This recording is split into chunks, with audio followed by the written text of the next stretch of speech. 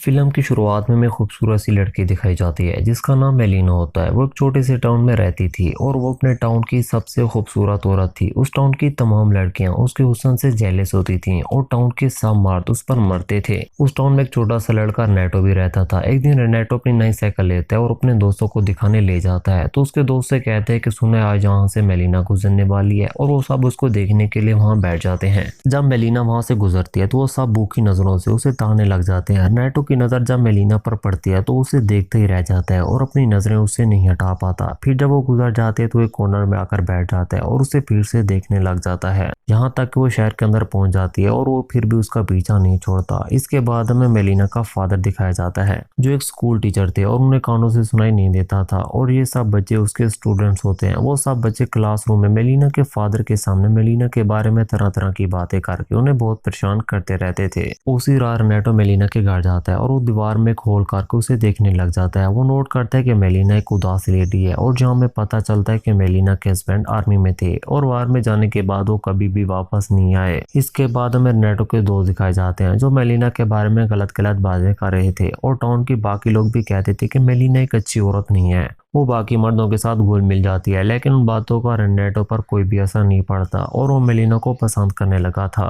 वो दिन रात मेलिना के बारे में सोचता रहता था। वो उसको अपने साथ इमेजिन करने लगा था। अब उम्र में छोटा होने की वजह से वो चाहता था कि वो बड़ों की तरह दिखे, इसलिए वो अपने फादर की पैंट्स कटवा कर खुद पहन लेता है, क्योंकि वो बच्चों की तरह शॉर्ट्स में शर्माने लगा था, जिस वजह से अपने डैड से बहुत मार पड़ती है। लेकिन फिर भी वो बाज नहीं आता। वो हर रात छुप के मेलिना के घर पहुंच जाता और उस हॉल से मेलिना को देखा करता था, और मेलिना को इस बात का कभी भी शक नहीं हुआ था कि कोई उस पर नजर रखे हुए है। फिर एक दिन मेलिना को खबर मिलती है कि उसका हस्बैंड वार में मारा गया, जिसको सुनकर वो बहुत परेशान हो जाती है और लेट कर रोने लगती है। और यहाँ में पता चलता है कि उसे अपने शौहर से वाकई में बहुत मोहब्बत थी। अब क्योंकि उसे पता चल चुका था कि उसका शौहर मार चुका है तो उसका इंतजार अब खत्म हो चुका था, इसलिए वो ये सोच कर कि वो अपने घर में अब रहकर क्या करेगी, वो अपने फादर के घर शिफ्ट हो जाती है। नेटो मेलिना का पता लगाते लगाते उसके घर तक पहुंच जाता है और वो फिर से मेलिना को खिड़की से देखने लग जाता है और इमेजिन करता है कि जैसे उसके पास आ गया। वो उसे कहता है कि परेशान मत होना, मैं तुम्हारे साथ हूँ, बस मुझे कुछ साल हो ताकि मैं बड़ा हो जाऊं। इसके बाद वो चढ़ जाता है और गार्ड से दुआ करते हैं कि आप मेलिना का क्या रखना, और मैं इसके बदले में हर रोज यहाँ कैंडल जलाया करूंगा। फिर एक दिन मेलिना के डैड को एक लेटर मिलता है जिसमें लिखा होता है कि तुम्हारी बेटी का टाउन के हर आदमी से चक्कर जा रहा है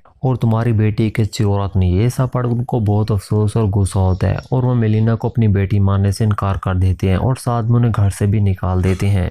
इसके बाद मेलिना एक बार फिर से अकेली हो जाती है और वापस अपने पुराने घर आ जाती है। इस बात की जब खबर नेटो को मिलती है तो वो मेलिना को देखने फिर उसके घर आ जाता है। उसी रात वो देखता है कि मेलिना के घर एक पुलिस वाला आया हुआ है, जिससे लग रहा होता है कि सच में उस पुलिस वाले का मेलिना से अफेयर चल रहा है। ये सब देखकर नेटो को बहुत बुरा लगता है क्योंकि वो समझता था कि मेलिना एक अच्छी औरत है। इसके बाद वो जैसे ही पुलिस वाला बाहर निकलता है तो उसे एक डॉक्टर मिलता है जो उसे कहता है कि मेलिना तो सिर्फ मैरी है और तुम उसके घर में क्या कर रहे थे। इस बात को लेकर उन दोनों के बीच काफी लड़ाई होती है। पुलिस मौके पर पहुंचकर उनको छुड़ा लेती है, जिसके बाद ये बात पूरे टाउन में जंगल की आग की तरह फैल जाती है कि मेलिना के एक साथ दो आदमियों से अफेयर चल रहा है। मेलिना अपनी सफाई देने कोर्ट पहुंच जाती है और उसका वकील केस जीत जाता है, जिसमें सच का पता चलता है कि उस डॉक्टर का मेलिना से कोई अफेयर नहीं चल रहा था। लेकिन उसी रात वो वकील मेलिना के घर पहुंचता है और फीस के बदले में उसके साथ जबरदस्ती करने की कोशिश करता है। मेलिना उसको बहुत रोकती है। नेटो ये सब देखकर बहुत रोता है और उसे बहुत बुरा लगता है। अगले दिन मेलिना के डैड जर्मन एयरफोर्स की बमबारी में मारे जाते हैं और इसके बाद मेलिना बिल्कुल अकेली हो जाती है और उसे अपने शौहर की वजह से जो पेंशन मिलती थी अब वो भी बंद हो चुकी थी और अब मेलिना के पास पैसे खत्म होने लगे थे। वो बहुत सोचते हैं मगर उसे कुछ भी समझ नहीं आती कि मैं क्या करूं। इसके बाद वो सीजर उठाती है और अपने बाल काटना शुरू कर देती है और कहते कि जब वाकई में दुनिया मुझे बुरी औरत कहती है तो क्यों ना मैं सच में बुरी औरत बन जाऊं।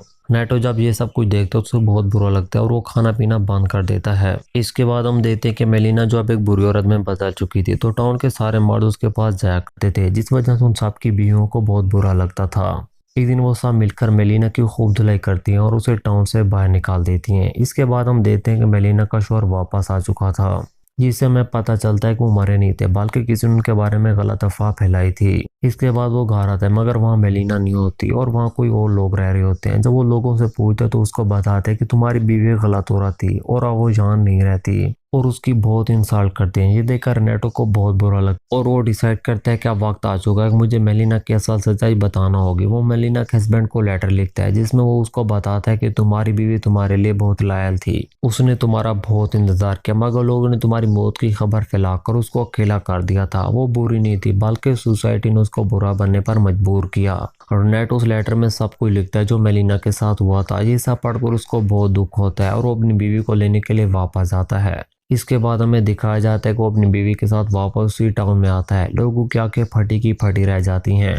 अब उनके मुंह में कोई ताना नहीं था क्योंकि उसका शौहर उसके साथ था। इसके बाद वो एक बार फिर से अपनी नई जिंदगी का आगाज करते हैं। मूवी के लास्ट सीन में हमें दिखाया जाता है कि मेलिना के हाथ से कोई सामान गिर जाता है और नेटो उसकी मदद करता है। जहां पर वो पहली दफा मेलिना से बात करता है, वो उसे कहता है कि मेरी दुआ है तुम हमेशा खुश रहो। इसके बाद वो अपना अपना रास्ता ले लेते हैं और यहीं पर इस मूवी का एंड हो जाता है। अगर आपको वीडियो पसंद है तो प्लीज़ हमारे चैनल को सब्सक्राइब और वीडियो को लाइक ज़रूर कीजिएगा।